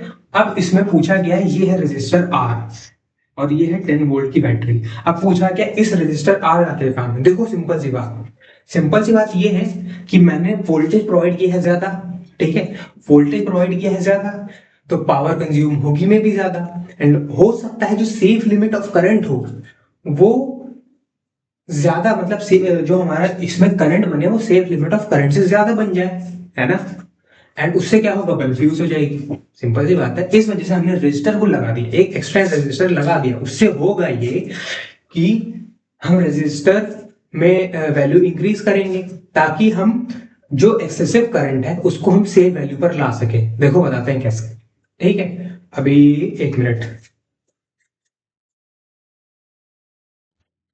हाँ तो देखो हुआ क्या इसमें, what is the purpose of R, अभी सवाल करके पता चल जाएगा। Find the value of R for proper working of the lamp. Simple सी बात है, इसमें करंट कितना फ्लो होना चाहिए, इसमें करंट फ्लो होना चाहिए, सिंपल से आई कैसे निकालना है, सेफ लिमिट ऑफ करंट कैसे निकालते हैं, आई बराबर पी अपॉन वी। पी कितना है 12/6, 12/6 इक्वल्स टू 2 एम्पियर। यानी कि सेफ लिमिट ऑफ करंट कितना है, ये है सेफ लिमिट, यानी कि अगर इससे ज्यादा करंट फ्लो किया तो बल्ब फ्यूज हो सकती है, बल्ब फट सकती है, कुछ भी हो सकता है, उसके साथ समझ में आया। अब इसमें क्या गिवन है, इसमें अगर रेजिस्टेंस आर नहीं होता, सिर्फ ये बल्ब होते, तो कितना वोल्टेज 10 वोल्ट है और ये कितना है 3 ओम, इसका खुद का रेजिस्टेंस है, तो इसमें करंट कितना फ्लो हो रहा होता, इसमें करंट कितना फ्लो हो रहा था 10/3 इक्वल्स टू 3.33 एम्पियर्स लेते हैं। यानी कि सेफ लिमिट क्या है 2 एम्पियर्स की। अगर ये रेजिस्टर ना होता मान लो छुपा दो, तो बल्ब का रेजिस्टेंस यूज होता और ये 10 वोल्ट बैटरी लगा रखी, तो करंट कितना जाता है इस सर्किट में 3.33 एम्पियर, जो सेफ लिमिट से ज्यादा है, यानी क्या हो जाता बल्ब फ्यूज हो जाते हैं। इसीलिए रेजिस्टर आर लगाया गया है ताकि रेजिस्टेंस बढ़े तो करंट इस वैल्यू से घट के 2 एम्पियर तक आ जाए, ताकि हमारा जो बल्ब हो प्रॉपर वर्क कर सके। भाई पूछा गया ना for proper working of the lamp या बल्ब एक्सेट्रा। अब क्या करेंगे, सेफ लिमिट निकाल लिया हम लोगों ने 2 एम्पियर है, सिंपल सी बात। अब आर और 3, सिंपल सी बात है कि हमें कुछ ऐसा करना है कि जो safe limit of the current आए वो 2 एम्पियर आ जाए, यानी कि V equals to I R. V कितना है 10, I कितना है 2, R कितना है वही फाइंड करना। R यानी कि ओवरऑल रेजिस्टेंस, R मतलब R इक्वल लिख देता हूं मैं, है ना, ओवरऑल रेजिस्टेंस R+3, क्योंकि ये भी तो उसमें ऐड हो जाएगा ना R+3, ठीक है। तो R की वैल्यू ये और ये है 3 क्या है बल्ब फिलामेंट का रेजिस्टेंस दिया जाएगा 5 इक्वल्स टू R+3, यानी कि R की वैल्यू आ जाएगी 5 - 3 = 2 ओम, यानी कि इसका 2 ओम रेजिस्टर हमको लेना पड़ेगा ताकि जो हमारा लैम्प है वो प्रॉपरली वर्क कर सके एंड बिना फ्यूज हुए, ताकि safe limit of current work कर सके। कैसे वर्क करेगा देखो, अब सिंपल सी बात है। अब मान लो हमने रेजिस्टर 2 ओम का लगा दिया, तो अब करंट कितना हो जाएगा, I बराबर 10 volts upon 3 + 2 5 equals to 2 ampere, right. और यही है safe limit of the current, simple सी बात है। वही what is the purpose of R, R क्यों लगाया गया, आर इसलिए लगाया गया ताकि जो एक्सेसिव करंट है हम उसको लेवल डाउन करके एक सेफ लिमिट ऑफ करंट जो भी इस बल्ब का है उस तक ला सकें। फिर प्रॉपर वर्किंग यानी कि बिना फ्यूज हुए ऑफ द लैम्प, रजिस्टर की वैल्यू आर पूछी है, and what is the current flowing through the circuit. Current जब पूछा है तो भाई 2 एम्पियर यानी सेफ लिमिट हम फ्लो करा देंगे, 2 ampere safe limit of the current flow कर रहा है, सिंपल सी बात है। नेक्स्ट क्वेश्चन बढ़ते हैं। हाँ तो देखो अपना नेक्स्ट क्वेश्चन है, कैलकुलेट एनर्जी इन kVAh। भैया kVA ये कौन सी नई यूनिट है, अरे भाई वे क्या पढ़ाया था, क्या पढ़ाया था, वॉट इक्वल्स टू क्या होता है, यानी कि power equals to V into I. V की यूनिट क्या होती है, V है, और I की यूनिट क्या होती है, A। तो पावर का क्या हो गया, पावर यानी कि वॉट को हम ऐसे भी लिख सकते हैं। हो सकता है देखो ऐसा क्वेश्चन छुपा के दे दे, तुम सोचते रह जाओ ये कौन सी यूनिट दे दी। इसलिए चीजों को ध्यान से देखना सीखो, है ना। V A power V into I दिया यानी V A, यानी वोल्टेज एम्पियर दिया, वोल्टेज इंटू एम्पियर तो अच्छा पावर होता है, यानी कि पावर दिया है ओवरऑल, किलो वॉट दिया है आवर, यानी सिंपली ये किलो वॉट आवर ही गिवन और कुछ नहीं, किलो वॉट आवर, समझे, है ना। वही सेम चीज जो आगे आगे जहां हर जगह वी ए मतलब है what. Calculate energy in kilowatt hour consumed in a month in a house using 2 bulbs of 100 volt ampere, यानी कि 100 what each and 2 fans of 60 watt each if the bulbs and fans are used for 10 hours a day. Also calculate bill, its cost per unit is rupees 4.50। अरे वाह बहुत लंबा question. करना क्या, simple पूछा क्या है, सबसे पहले टोटल एनर्जी कंज्यूम निकालो। टोटल एनर्जी कंज्यूम देखो, 2 बल्ब यूज हो रही है 100 वॉट की, यानी कि बल्ब कितना पावर ले रही है, बल्ब ले रही है पावर, बल्ब का पावर निकालो पहले, ओवरऑल कितना आ जाए, 2 bulb into 100, 2 into 100 equals to 200 watt. Fan कितना पावर ले रहे हैं, फैंस ले रहे हैं कितना power, 2 into 60 power equals to 2 into 60 equals to 120 watt. Okay, यानी कि ओवरऑल एक दिन में कितना खर्चा हो रहा है, ये क्या ये power, power in 1 day, power each day, bulb और फैंस को मिला के 200 + 120 इक्वल्स टू 320 वॉट्स। 320 वॉट्स क्या बन जाएगा, किलो वॉट में अगर हम लिखें, क्योंकि हमारा आंसर किलो वॉट में करना है। किलो वॉट क्यों क्यों क्यों क्यों, kilowatt is our commercial unit, हमें कमर्शियल यूनिट में ही चेंज करना है। 320 को हम कर देंगे तो बन जाएगा 0.32 किलो वॉट। ठीक, अब ये किलो वॉट आ गया पावर ईच डे। अब पूछा क्या है, पावर ईच डे, लेकिन ये तो 1 घंटे का हुआ ना, क्यों 1 घंटे का हुआ, क्योंकि हमने ये अज्यूम किया है कि 2 into 2 bulbs of in a house using 2 bulbs of 100 volt each and 2 fans of 100, if the bulbs and fans are used for 10 hours a day, यानी कि 10 घंटे चला जाता है, यानी कि ये तो 1 घंटे में इतना पावर खा रहा है, ये 1 घंटे में इतना पावर खा रहा है, ओवरऑल 1 घंटे में इतना पावर जा रहा है, तो 10 घंटे में कितना पावर जाएगा इन 10 hours, each hour, each day, each hour, है ना। फिर power each day, power each day ना जाएगा, ईच डे हर दिन, हर दिन कितना पावर हो जाएगा 3 पॉइंट, मतलब इसको ऐसे लिखते हैं 0.32 किलोवाट इंटू 10 आवर्स, क्या आ जाएगा 3.2 पावर नहीं, ये एनर्जी आएगा, 3 पॉइंट एनर्जी किलोवाट आवर में आएगा ना, एनर्जी 3.2 kWh, ये आ गया एनर्जी ईच डे कितना कंज्यूम हो रही है 3.2 किलोवाट आवर। अब क्या बात आती है, पूछा क्या, एक महीने का पूछा। अरे बाप रे, एक महीने महीने का बिल बनता है ना, दिन दिन का थोड़ी ना बिल बनता है। अब energy each day, energy in 1 month पूछ ले। एनर्जी इन 1 मंथ कितना आ जाएगा? एक मंथ में अज्यूम 30 डेज, 29 फरवरी फेब्रवरी या फिर 31 का केस मत लेना, ये 31 डेज भी होते हैं। सिंपली 30 इज एन अप्रोक्सीमेट, उतना ही लेना हमेशा, ठीक है। 3.2 इंटू 30 इक्वल्स टू, ये इधर गया into 3, 96 kilowatt hour energy consume हो रही है एक महीने में। अब पूछा क्या, कॉस्ट पूछा है। कॉस्ट के लिए क्या हो जाएगा, कॉस्ट इक्वल्स टू जितनी एनर्जी एक महीने में कंज्यूम हो रही है इनटू जितना पैसा लग रहा है हर एक यूनिट में, यानी कि 4.5 इक्वल्स टू कितना आ जाएगा, ये कैलकुलेट करने के बाद आएगा ₹432.0। सिंपली मतलब अगर लगाना मैं तो 432 सिंपली रुपीज है। सिंपल सा बात इसमें ये है कि कॉस्ट वाले सवाल कुछ ऐसे दिए जाते हैं, सिंपल एक एक चीज को पढ़ के, एक एक चीज को सबसे पहले क्या किया, कैलकुलेट एनर्जी। इतना बड़ा सवाल आ गया, ओ माय गॉड क्या करना है भैया, नहीं ऐसा यार डर लग के छोड़ देते हैं सवाल। अरे क्यों छोड़ो भाई, सिंपल है। सबसे पहले एक एक यूनिट पकड़ो।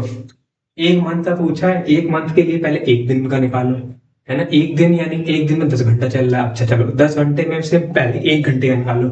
1 घंटे का निकालने के लिए कितना है, 2 बल्ब का 100 वॉट और 2 फैंस का 60 वॉट, इनका ओवरऑल निकाल लिया, 320 वॉट आ गया, यानी 0.32 किलो वॉट आ गया। फिर ईच डे का निकाल लिया, 10 आवर्स चल रहा है 3.2 किलो वॉट आवर। फिर ईच मंथ का निकाल लिया, 30 से मल्टीप्लाई करके 96 किलो वॉट आवर। फिर कॉस्ट निकालना है, यानी कि पैसे से जितना पैसा एक यूनिट पे लगा उतना मल्टीप्लाई कर दो, फाइनली आंसर आ जाएगा। सिंपल, दैट इज इट, है ना। तो ये वाले क्वेश्चंस कुछ ऐसे किए जाते हैं। हाँ देखो, नेक्स्ट क्वेश्चन है कि water in an electric kettle is connected to a 220 volt supply and it takes 5 minutes to reach its boiling point. अच्छा, how long will it take if supply voltage is 200 volts? अच्छा question देखो, इसमें simply यानी कि time और voltage के साथ कुछ गेम। सिंपल सी बात है, अगर हम वोल्टेज गिराएंगे यानी कि पावर गिरेगी, यानी कि ज्यादा लगेगा। क्यों क्यों क्यों क्यों क्यों? इसमें गेम ये है कि देखो, पावर क्या होता है, पावर होता है वर्क अपॉन टाइम, राइट। यानी कि जितना ज्यादा टाइम लगे किसी भी काम को करने में उतनी कम पावर होगी, यानी कि power is inversely proportional to time, या फिर हम कह सकते हैं time is inversely proportional to power, यानी कि जितना अगर जितनी कम पावर होगी उतना ज्यादा से ज्यादा टाइम लगा होगा, कंसीडरिंग की वर्क इज कांस्टेंट, ओके। यानी इज 1/पावर। अब क्या बात आती है, पावर क्या है, पावर क्या है, पावर क्या था, पावर इज अगर वोल्टेज के टर्म्स में देखें तो पावर इज V²/R। अब क्योंकि एक इलेक्ट्रिक केटल है तो वो R तो सेम रहेगा, उसका रेजिस्टेंस तो सेम रहेगा, एंड हीटिंग इफेक्ट, हाँ जो वर्क की बात करी थी ना क्या, वो जो आया था ना T equals to work upon P। Work क्या है, work is heat energy, heat energy तो उतनी ही लगेगी ना, उतना बॉइलिंग पॉइंट रीच करने में। क्यों, चाहे कितनी भी वोल्ट की वो प्रोवाइड की जाए वोल्टेज, मगर at the end heat energy तो कांस्टेंट रहेगी ना, कि हाँ मुझे इतनी हीट एनर्जी चाहिए यहाँ इस पॉइंट से लेके बॉइलिंग पॉइंट तक पहुंचने तक, है ना, ठीक है। तो हीट एनर्जी रिमेन्स कांस्टेंट, इस वजह से मैंने W को कांस्टेंट कंसीडर किया, है ना। अब इसी वजह से T is inverse proportional to P, और P क्या है, V²/R, यानी कि रेजिस्टेंस क्या है, रेजिस्टेंस रहेगा सेम, रेजिस्टेंस क्योंकि इलेक्ट्रिक केटल थोड़ी ना चेंज हो गई, इलेक्ट्रिक केटल तो वही है, बस क्या किया, वोल्टेज को अलग किया है, वोल्टेज मतलब कम किया है, तो रेजिस्टेंस रिमेन सेम, यानी P is directly proportional to V²। यानी कि अगर हम देखें P1 ये है, और तो P2 कितना हो जाएगा, P2 इक्वल्स टू V2²/R, क्योंकि R सेम है, सिंपल सी बात। अब क्या करेंगे, अब क्या करेंगे, इधर पावर की जगह वोल्टेज रख देते हैं, है ना। मान लो की बात, टाइम 1 में लगा ये पावर 1 एंड वोल्टेज 1, टाइम 2 में लगा पावर 2 एंड वोल्टेज 2 ये वाला। अब क्या होगा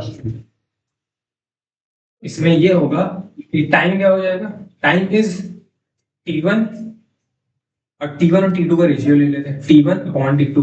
क्योंकि क्या देखो, जब भी कंपेयर करने की बात है, मतलब ऐसे जब कुछ भी सेम समझ में नहीं आ रहा तो कंपेयर कर दो मस्त रेशियो। अब देखो कैसे आता है, T1 अपॉन T2 किया, देखो क्या आएगा, T1 T1 क्या है 1 अपॉन P, 1 अपॉन P मतलब 1 अपॉन P1, और ये क्या आ जाएगा 1 अपॉन P2, सिंपल। एक अब 1 अपॉन P1 क्या है, 1 अपॉन P1 यानी कि R upon V1 square, R upon V1 का square upon R upon V2 का स्क्वायर, सिंपल।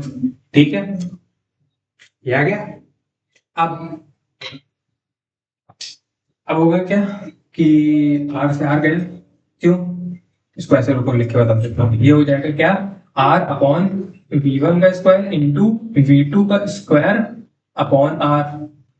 ये R से R गया, क्या बचा, T1 upon T2 equals to V2 का स्क्वायर अपॉन V1 का स्क्वायर, यानी V2 अपॉन V1 का होल स्क्वायर, है ना। अब सिंपल सी बात है, आप इधर आते हैं, देखो T1 कितना था, टाइम 1 पहले कितना लगा 5 मिनट, T1 इज 5 मिनट्स, तो 5 मिनट्स अपॉन T2 तो पूछा है।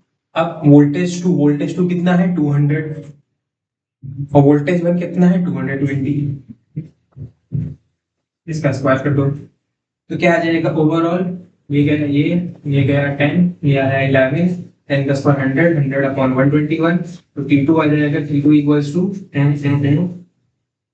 121 इंटू 5 अपॉन 100, तो ये आ जाएगा 520, और ये डिवाइड करके आ जाएगा कितना 6.05 मिनट्स क्यों,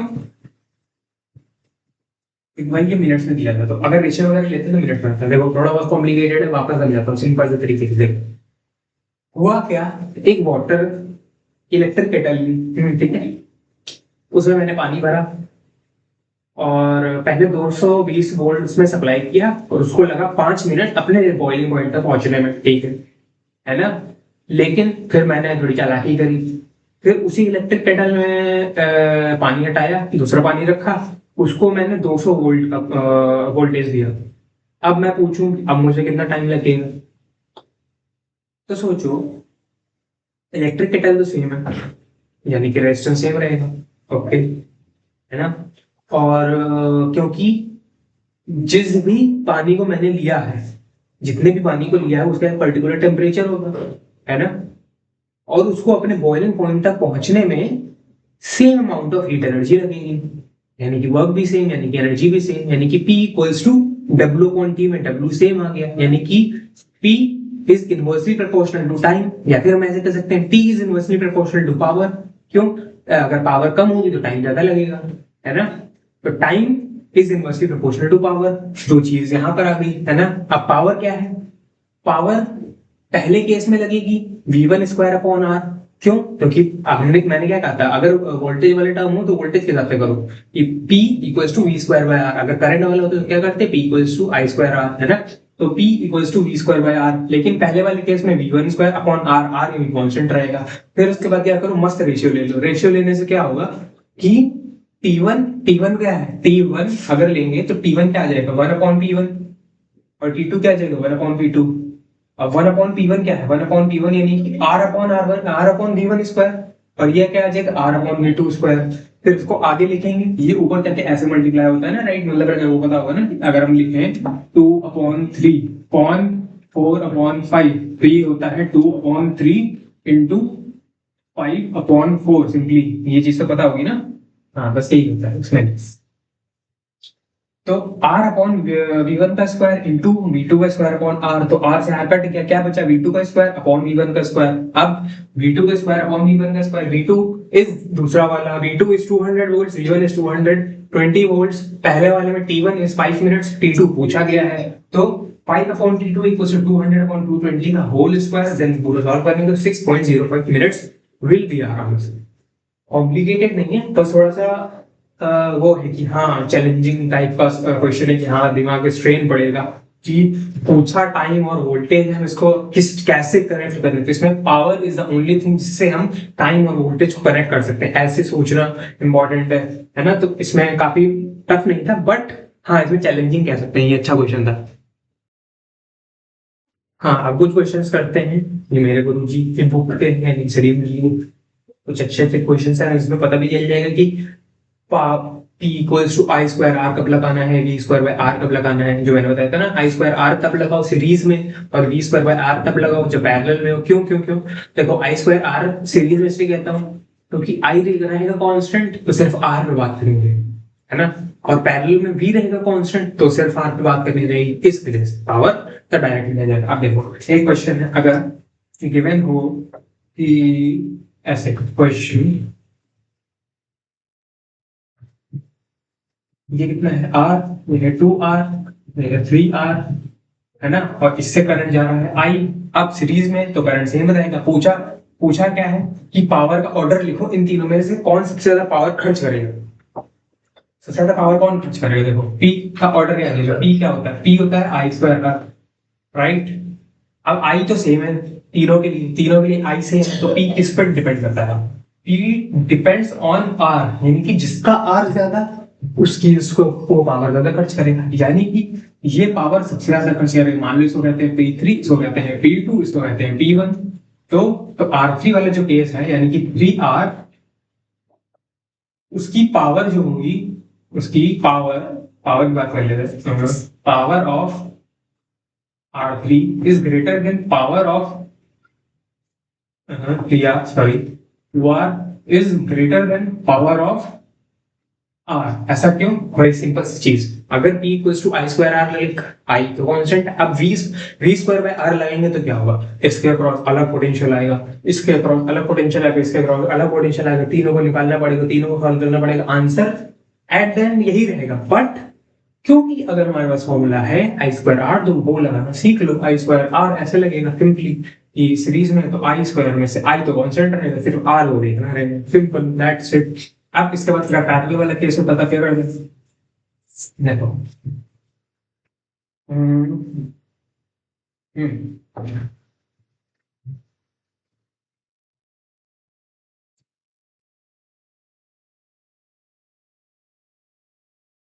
हाँ देखो पैरेलल वाला केस है, ये आर, ये 2R, ये 3R, है ना, ये ए ए बी बी बी। अब पूछा गया है कि इसमें जैसे करंट भेजेंगे ऐसे, तो किसमें ज्यादा पावर खर्च होगी, सिंपली पूछा है। अब देखो इसमें वोल्टेज सेम रहेगी, वोल्टेज सेम रहेगी, वोल्टेज सेम रहेगी, करंट जाएगा बढ़ जाएगा तीनों में। अब वोल्टेज सेम रहेगी तो हम क्या यूज करेंगे, वी स्क्वायर बाय आर, यानी कि P इक्वल्स टू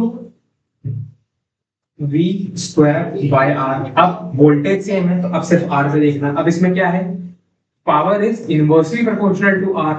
वाओ, पिछले वाले में डायरेक्टली प्रोपोर्शनल, उसमें यानी कि जिसका आर कम उसकी पावर ज्यादा, वो ज्यादा पावर खर्चे, यानी कि ये इसको हम अगर कह दें तो यानी कि P of R is greater then P of 2R is greater then P of 3R, this power simply समझ में आया। ऐसे करना होता है सवाल, वी स्क्वायर आर कब लगाना है, आई स्क्वायर आर कब, वी स्क्वायर बाय आर कब लगाना है, आई स्क्वायर आर कब लगाना है, सिंपल से ऐसे। ठीक है, अभी और क्वेश्चन कर। हाँ तो जैसे पहले दो क्वेश्चंस किए थे ना, सिंपल वही कि कितने पावर ज्यादा होगी, है ना। अब मान लो की बात है ऐसे गिवन हो जाए, या तो रेजिस्टेंस गिवन हो जाए या तो ऐसे बल्ब जैसा कुछ गिवन हो जाए, है ना, बल्ब जैसा, मतलब बल्ब को फिलामेंट जैसा बनाया हुआ है। अब इसमें पूछ ले कि किसकी ब्राइटनेस ज्यादा होगी, या फिर पूछ ले किसकी इंटेंसिटी ज्यादा होगी, तब क्या करेंगे। तब सिंपली क्या बात है कि ब्राइटनेस अगर पूछे, ब्राइटनेस तो ब्राइटनेस उसकी ज्यादा जो पावर ज्यादा खाएगा। ऑब्वियसली बात है, पावर ज्यादा खा रहा है, खाया जा रहा है, पावर कंज्यूम किया जा रहा है, तो ज्यादा ब्राइट जलेगा उसमें, मतलब क्या एकदम चमकदार, एकदम मस्त, एकदम ललन टॉप ब्राइटनेस उसमें होगी। तब ब्राइटनेस बढ़ेगी जब पावर बढ़ेगी, पावर ज्यादा ब्राइटनेस ज्यादा, पावर कम ब्राइटनेस कम, सिंपल। तो इस केस में क्या था, इसमें पावर किसमें ज्यादा थी, इसमें पावर ज्यादा थी, फिर इसमें यानी इसकी सबसे ज्यादा ब्राइटनेस जलेगा, यानी कि ये हो जाएगा ब्राइटेस्ट, यानी कि 3R। अगर ब्राइटेस्ट की बात करें तो B is 3R greater than brightest two R then brightest than bright, फिर कौन हो जाएगा आर सी। और इस केस में क्या हुआ था कि आर की पावर क्या थी, टू आर की कम थी, थ्री आर की सबसे कम थी, तो इसमें ब्राइटनेस किसकी सबसे ज्यादा होगी, आर की, फिर ब्राइटनेस ऑफ टू आर, फिर ब्राइटनेस ऑफ थ्री, सिंपली। या फिर इंटेंसिटी पूछ लो, ब्राइटनेस पूछ लो, दोनों सेम चीज है, इंटेंसिटी मतलब वही है ना। ठीक है, अब आगे बढ़ते हैं, ब्राइटनेस ऐसे से सोल्व। हाँ देखो, अपना नेक्स्ट क्वेश्चन है फिर से, find the order of brightness. 1 2 3 4 चार रेजिस्टर्स गिवन है, इनमें ऑर्डर ऑफ ब्राइटनेस पता नहीं कौन सबसे ज्यादा तेज चलेगा, then one then one then one. ठीक है, ये वन, ये टू, ये थ्री, ये फोर। वन वाले का है 2 ओम, टू वाले का 3 ओम, थ्री वाले का 6 ओम, और फोर्थ वाले का 3 ओम। 6 एम्पियर का करंट गया, 2 ओम ऊपर गया, 4 ओम, सॉरी 2 एम्पियर ऊपर गया, 4 एम्पियर नीचे। ठीक है, अब ऑर्डर ऑफ ब्राइटनेस मैंने क्या बताया, ब्राइटनेस निकाली कैसे, पावर से, पावर निकालनी पड़ेगी सबके लिए। पावर निकालते चलो वन के लिए, P1, इसमें गया करंट 6 एम्पियर और ये है 2, तो इसमें आई स्क्वायर आर लगाओ, है ना। तो क्या आ जाएगा 6 स्क्वायर इंटू 2, यानी 36 इंटू 2 72 वॉट्स। चलो P2 यानी इसके अक्रॉस आई स्क्वायर आर फिर से लगाओ, क्योंकि इससे इतना करंट गया हमें पता है, जब करंट पता है तो वो लगा लो, जब वोल्टेज पता होता है वो लगा लो, इससे हमें पता है 6 एम्पियर जा रहा है। 6 एम्पियर 6 स्क्वायर इंटू 3, यानी कि 36 इंटू 3 कितना आ जाएगा, 108 वोल्ट्स। P3 यानी कि इससे 6 ओम से कितना जा रहा है। अब देखो इसमें वैसे तो बोला था पैरेलल में वोल्टेज वाला सूत्र है, लेकिन ध्यान से इसमें देखो करंट हमें पता है, हमें करंट पता है तो हम डायरेक्ट आई स्क्वायर आर लगाएंगे ना, वरना फिर वोल्टेज पता करने में टाइम लगेगा ये वो। तो आराम से करंट पता है, करंट पता है तो क्या आ जाएगा आई स्क्वायर आर, इसमें भी कितना आ जाएगा 2 स्क्वायर इंटू 6, 2 स्क्वायर इज 4, 4 इंटू 6 इज 24 वॉट्स। फिर P4 पूछा है, P4 इसमें कितना आ जाएगा आई स्क्वायर आर, तो कितना हो जाएगा 4 स्क्वायर इंटू 3, 4 स्क्वायर है 16, 16 3 सा 48 वॉट। तो ब्राइटनेस किसकी सबसे ज्यादा होगी, P2 की, यानी कि ब्राइटेस्ट V2। फिर ये 1 वाला, फिर 4 वाला, फिर B3। ठीक है, यानी 2 वाला सबसे brightest, then 1, then 3, then 4, sorry then 3, क्योंकि इसकी पावर सबसे ज्यादा है, देन इसकी, देन इसकी, देन इसकी। तो ओवरऑल ये हमारा ऑर्डर रहेगा ब्राइटनेस का। इंटेंसिटी का भी सेम ही रहेगा, इंटेंसिटी ब्राइटनेस सेम चीज। अगर इंटेंसिटी का पूछ ले, मान लो भैया इंटेंसिटी नहीं याद आ रहा चाहिए, तो भैया इंटेंसिटी लीजिएगा, ठीक सेम सेम ऑर्डर, ठीक गुड। चलो नेक्स्ट क्वेश्चन। हाँ अब ये देखो मस्त बड़ा सा सवाल। अब इसमें क्या बताया, जितने भी रेजिस्टर्स हैं वो सारे 10 ओम के हैं। अब पूछा क्या क्या है, ऑर्डर ऑफ ब्राइटनेस पूछी गई है। Oh my God, order of brightness कैसे पता करेंगे। देखो ध्यान से देखो हो क्या रहा है इसमें, ये वोल्ट, ये बैटरी हमारी, इससे करंट गया गया गया गया इधर गया इधर गया, इससे पास किया किया। अब इसके पास यहाँ पे ध्यान से देखो, ये अगर ए है तो ये भी ए है, ये भी ए है, ये अगर बी है तो ये भी बी है, ये भी बी है, यानी कि सिंपली, और ये भी ए, नहीं ये ए नहीं है क्योंकि बीच में ही आ गया ना ओवरऑल। ठीक, तो ये तीनों आपस में किसमें है, पैरेलल में। ये तीनों आपस में किसमें है, पैरेलल में। ठीक, अब देखो होता क्या,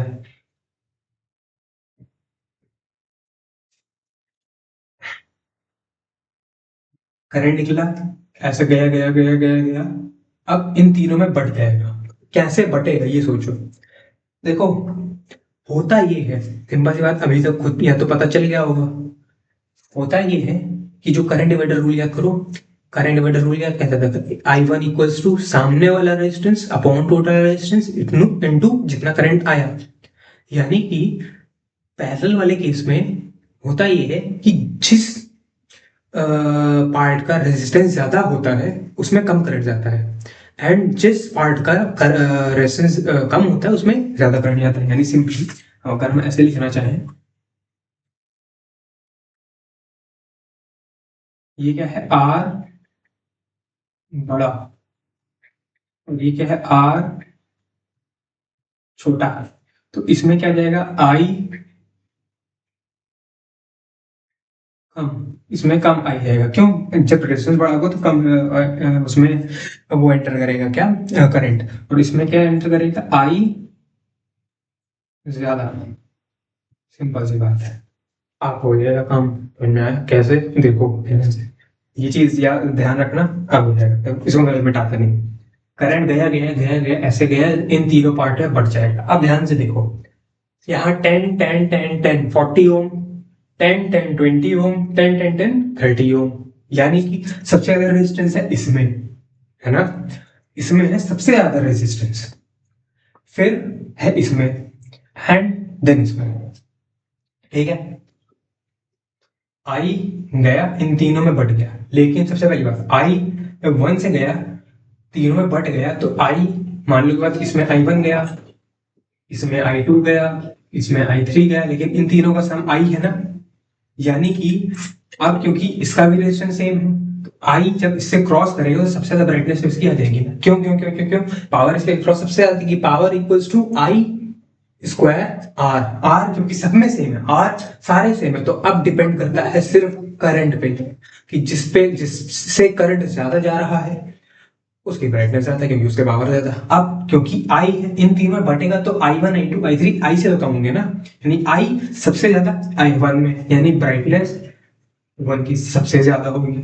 देन उसके बाद क्या करते हैं, ये 40 ओम है, ये 20 ओम है, ये 30 ओम है। यानी कि मैंने क्या बताया, जितना बड़ा से बड़ा रेजिस्टेंस होगा उतना कम से कम करंट उसमें जाएगा। यानी कि 40 ओम में सबसे कम करंट जाएगा, फिर उसके बाद 30 ओम में उससे कम, मतलब उससे ज्यादा करंट जाएगा, एंड इस वाले में 20 ओम में इन तीनों के कंपैरिजन में सबसे ज्यादा करंट जाएगा। यानी I2 will be greatest, I2 then I3 then I1। समझे? तो I2 अगर ज्यादा है, यानी कि B6 और B7, अगर इन दोनों रेजिस्टर की वैल्यू सेम है, इनसे करंट भी सेम पास कर रहे हैं, तो इन दोनों की ब्राइटनेस भी सेम ही होगी, यानी B6 equals to B7। Okay, फिर उसके बाद ये तीनों आते हैं, greater than B8 equals to B9 equals to B10, and सब greater than B2 equals to B3 equals to B4 equals to B5। समझे?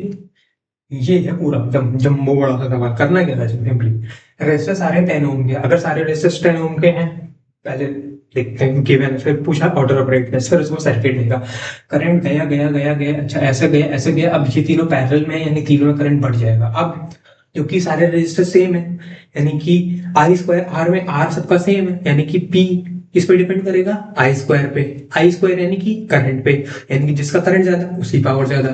तो इसमें फर्स्ट वाले में सबसे ज्यादा करंट जाएगा। क्यों? क्योंकि I1 I2 I3 ये तीनों पैरेलल में बढ़ जाएंगे ना। आई के पार्ट्स ही तो हैं ये तीनों, यानी इन तीनों, ये तीनों कम से कम आई से तो छोटे हैं। अब ये तीनों बढ़ जाएंगे, आई इसमें सबसे ज्यादा रहेगा, यानी ब्राइटनेस ऑफ 1 इसकी सबसे ज्यादा रहेगी, इसमें सबसे ज्यादा पावर रहेगी। फिर उसके बाद क्योंकि इसका रेजिस्टेंस सबसे ज्यादा है, इसका रेजिस्टेंस सबसे ज्यादा है 40 ओम, 10 10 10 10 40 ओम, तो इसमें सबसे कम करंट पास करेगा, उससे ज्यादा करंट इसमें जाएगा, उससे ज्यादा करंट इसमें जाएगा, यानी कि इन तीनों में आपस में सबसे ज्यादा करंट इसमें जाएगा, यानी कि I2 इंटू ये और ये। अब क्योंकि इसका रेजिस्टेंस सेम है और इसमें करंट भी सेम जा रहा है, तो इन दोनों की ब्राइटनेस सेम होगी, यानी कि I2 इंटू 10 और I2 इंटू 10, यानी ब्राइटनेस दोनों की सेम। क्यों? क्योंकि पावर दोनों की सेम है, तो B6 इक्वल्स टू B7। फिर ये किससे ज्यादा होगा, 30 ओम यहाँ पर, तो B8 B9 B10, एंड ये किससे ज्यादा होगा, इन चारों से, B2 B3 B4 B5।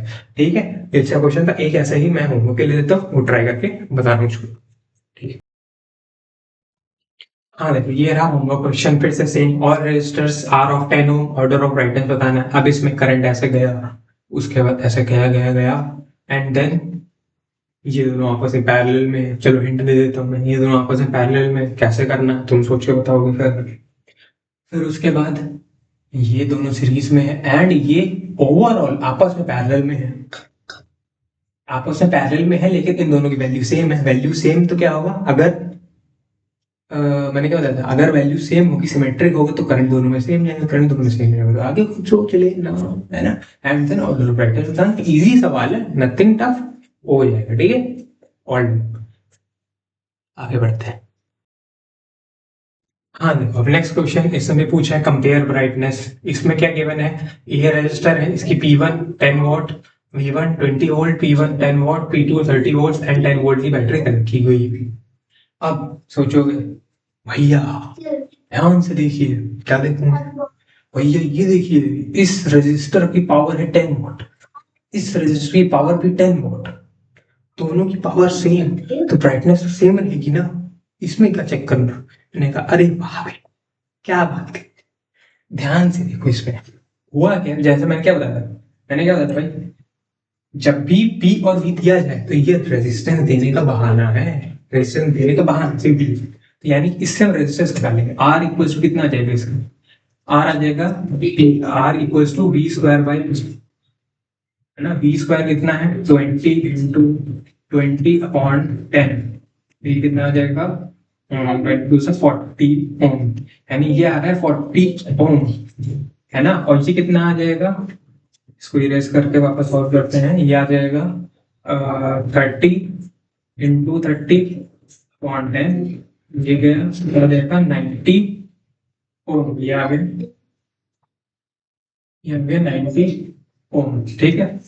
अब रेजिस्टेंस निकाला है 40 ओम 90 ओम। अब ध्यान से देखो, ये दोनों आपस में किसमें सीरीज में, क्यों ऐसे सीरीज में भैया ऊपर नीचे में, तो सीरीज में कैसे खेलते हैं, अरे बुद्धू ध्यान से देखो, इससे करंट गया गया गया गया गया भैया, ऐसे गया ऐसे गया ऐसे गया ऐसे गया ऐसे गया ऐसे गया ऐसे गया ऐसे गया ऐसे गया, वापस आ गया, नहीं करंट बदला, चेंज हुआ, करंट ने अपना रास्ता बदला, नहीं, करंट पूरा ओवरऑल सीरीज में। अब यानी कि इन दोनों में करंट सेम है। मैंने क्या बताया, अगर करंट सेम हो तो पावर चेक करने के लिए क्या लगाना है, I square are. Current same हो तो क्या हो जाएगा, आई स्क्वायर, दोनों में सेम है ना, आई सेम है तो आई स्क्वायर सेम है। अब पावर किस पे डिपेंड करती है, रेजिस्टेंस पे। इसका रेजिस्टेंस 40 हो, इसका रेजिस्टेंस 90 हो, यानी कि ये पावर इसकी ज्यादा होगी। अगर मैं चेक कहूँ ये है, अगर मैं इसको कह दूं ये है 1 ये है 2, तो पावर 2 की ज्यादा होगी पावर 1 से, यानी ब्राइटनेस 2 की ज्यादा होगी 1 से ब्राइटनेस। समझ में आया, अच्छा क्वेश्चन था, ठीक है,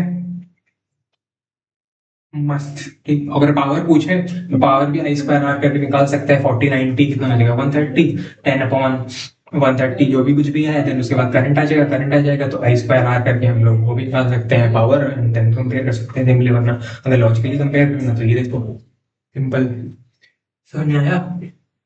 ये क्वेश्चन ऐसे करते हैं, एनालिटिकल पावर थोड़ा मैं पढ़ा रहा हूँ बस, सोचने की। अब एक और अच्छा क्वेश्चन, P1 एंड P2 दो बल्ब हैं, what happens to the brightness after the switch closes, यानी स्विच बंद होने पे क्या होगा, अभी तो स्विच ओपन है, स्विच ओपन है तो सबसे पहले क्या कंसीडर करेंगे, अगर स्विच ओपन है तो इस तार को हटाओ है, इस तार से कनेक्ट कर देना, इस स्विच से, अगर स्विच ओपन है तो इससे तो कोई करंट नहीं पास करेगा, बाकी सर्किट से पास कर दो, इसको हटा दो पहले, स्विच ओपन है, ऐसे ऐसे ऐसे ऐसे ऐसे ऐसे ऐसे ऐसे हटा। आप अब क्या करना भैया, तो बैटरी क्या करना, एक और यहाँ से क्या होता है, मैंने क्या बताया था, इसके एक साइड, सबसे पहला मेथड ऑलमोस्ट जो मैंने डिस्कस किया था, क्या बैटरी के एक साइड मान लो 0 वोल्ट, तो इस साइड क्या आ जाएगा, इस साइड आ जाएगा 12 वोल्ट, ठीक है 12 वोल्ट, अब उसमें भी 12 वोल्ट ज्यादा तो इधर आ जाएगा 24 वोल्ट, तो इधर 0 वोल्ट है, इधर 24 वोल्ट है, यानी कि ये दोनों आपस में किसमें है, सीरीज में, ये दोनों आपस में है सीरीज में, 6 + 12 18, है ना, 18 ओम, और आई कितना फ्लो करेगा, आई इक्वल्स टू 24 वोल्ट्स अपॉन 18, है ना 18 ओम, तो कितना आ जाएगा 6 रेज़र 6 4.3 1.33 एम्पियर्स करंट फ्लो करेगा ऐसे। हाँ तो देखो I इक्वल्स टू कितना है 1.33 एम्पियर, कैसे, ये क्योंकि ये दोनों सीरीज में है ना, ध्यान से देखो, करंट करंट यहाँ से गया गया, यहाँ से गया गया गया गया गया गया गया गया गया गया गया गया गया गया गया, ऐसे गया ऐसे गया ऐसे गया ऐसे गया ऐसे गया ऐसे गया, कहीं रास्ता चेंज किया नहीं, सिंपल चलता चला गया, यानी ये दोनों सीरीज में 6 + 12 18 ओम, और 24 वोल्ट से 0 वोल्ट इधर आ गया था, वोल्टेज डिफरेंस ओवरऑल कितना आ गया था 24 वोल्ट का, तो 24 अपॉन 18 1.33 एम्पियर, यानी कि इससे 1.33 एम्पियर जा रहा है, यानी कि अब क्या होगा, इसमें क्या होगी, इसकी ब्राइटनेस क्या हो जाएगी B1 जब स्विच क्लोज नहीं था, मतलब स्विच ओपन के केस में, स्विच ओपन के केस में जो B1 है उससे करंट, एक सेकंड बताता हूँ। हाँ तो देखो, स्विच ओपन के केस में जो B1 है यानी बल्ब 1, उससे करंट कितना जा रहा है 1.33 एम्पियर, है ना। तो उसमें पावर कितनी हो जाएगी, पावर निकालते हैं, चलो। पावर 1 इक्वल्स टू 1.33 का स्क्वायर इंटू आर कितना है 6, और P2 अगर पावर पूछी जाए तो 1.33 का स्क्वायर इंटू 12, है ना। ऑब्वियस सी बात है P2 ज्यादा आएगा P1 से, यानी कि ब्राइटनेस 2 की ज्यादा होगी ब्राइटनेस 1 की। लेकिन इसकी वैल्यू सॉल्व कर लेते हैं, क्या आएगा। एक मिनट, कैलकुलेटर यूज कर लेता हूँ मैं। हाँ तो देखो, कैलकुलेटर यूज किया तो मत करना, सिंपल सी बात है, मेरी मर्जी, तुम्हारा तुमसे क्या है। अब P1 क्या आ रहा है 10.6 वॉट, P2 क्या आ रहा है 21.2 वॉट, यानी कि इसकी पावर P2 की ज्यादा है P1 से, यानी कि ब्राइटनेस 2 की ज्यादा होगी 1 से, ठीक। अब ये तो था स्विच ओपन वाला केस। अब वापस से क्वेश्चन को स्टार्ट करते हैं, है ना। Tower tower tower tower tower tower tower tower सब कुछ टावर दिख रहा, जो पहले था बस नहीं रहने दो। अब स्विच क्लोज, यानी कि ऐसे था स्विच, अब इसको स्विच को क्लोज कर देते हैं, मतलब ये ऐसे कनेक्टेड है, ये होता है स्विच क्लोज की मीनिंग। अब क्या होगा, फिर से यहाँ 0 वोल्ट मानो, तो ये 0 वोल्ट, ये आएगा 12 वोल्ट, अगर ये 12 वोल्ट है तो ये भी 12 वोल्ट होगा। अब ये खतरनाक कैसे, मजेदार। तो 12 वोल्ट, फिर 12 वोल्ट, ये है 24 वोल्ट, 24 वोल्ट, है ना। तो अब ध्यान से देखो, ये बल्ब 1 के बीच में कितना पोटेंशियल डिफरेंस है, बल्ब 1 के बीच में कितना पोटेंशियल डिफरेंस है 12 वोल्ट का, तो इसमें करंट कितना फ्लो करेगा, इसमें करंट फ्लो करेगा B1 के लिए, यानी I1 मान लेते हैं, इसमें I1 और इसमें I2, ठीक है। I2, I1 कितना हो जाएगा 24 माइनस 12, वोल्टेज डिफरेंस आई कितना होता है V2 माइनस V1, V बड़ा माइनस V छोटा अपॉन R, ये बताया था ना। V2 minus V1 upon R, तो क्या आ जाएगा 24 माइनस 12 अपॉन 6, यानी कि 2 एम्पियर, इसमें जाएगा 2 एम्पियर, और इसमें कितना जाएगा I2 इक्वल्स टू 12 माइनस 0, यानी कि 12 upon 12 equals to 1 ampere, simple. यानी कि 2 एम्पियर इसमें गया, 1 एम्पियर इसमें गया, यानी कि लिख देते हैं 2 एम्पियर, लिख देते हैं क्या 1 एम्पियर। बाकी क्या, बाकी भाई क्या हुआ होगा, वही जैसे मैंने बताया था ना, 2 एम्पियर गया गया गया गया, अगर इसमें 1 एम्पियर गया यानी कि बाकी का 1 एम्पियर ऐसे गया होगा, सिंपल सी बात है। फिर 1 एम्पियर गया गया गया, यहाँ मिला, इसको 1 एम्पियर यहाँ से ज्वाइन हुआ, फिर से 2 एम्पियर बन के ऐसे चला आएगा, है ना। ये सर्किट को सॉल्व करने बताया था। चलो अब आगे, अब स्विच क्लोज का केस देखते हैं। स्विच, ये स्विच ओपन था, ये स्विच क्लोज है। स्विच क्लोज के केस में क्या होगा कि इसमें करंट जा रहा है 2 एम्पियर और इसका रेजिस्टेंस है 6 ओम, तो क्या आ जाएगा P1, P1 आ जाएगा I स्क्वायर R यानी कि 2 स्क्वायर इंटू 6, यानी कि 4 इंटू 6 24 वॉट्स, और P2 कितना आ जाएगा, P2 आ जाएगा 1 into 1 square into 12, 1 square into 12, यानी कि 12 वॉट्स, ठीक है। तो अब हुआ क्या, सिंपली स्विच जब ओपन था यानी कि ये नहीं था, तब P1 का पास पावर थी 10.6 वॉट, और इसमें देखो, इसमें अभी इसमें ब्राइटनेस 1 की ज्यादा हो गई है, ध्यान से देखो, ब्राइटनेस 1 की ज्यादा B2 से, है ना। P1 10.6 वॉट था, P2 21.2 वॉट था। फिर जब स्विच क्लोज हुआ तो P1 24 वॉट्स हो गया, P2 12 वॉट्स हो गया। इसका मतलब मैं ये कह सकता हूं कि B1 की ब्राइटनेस बढ़ गई।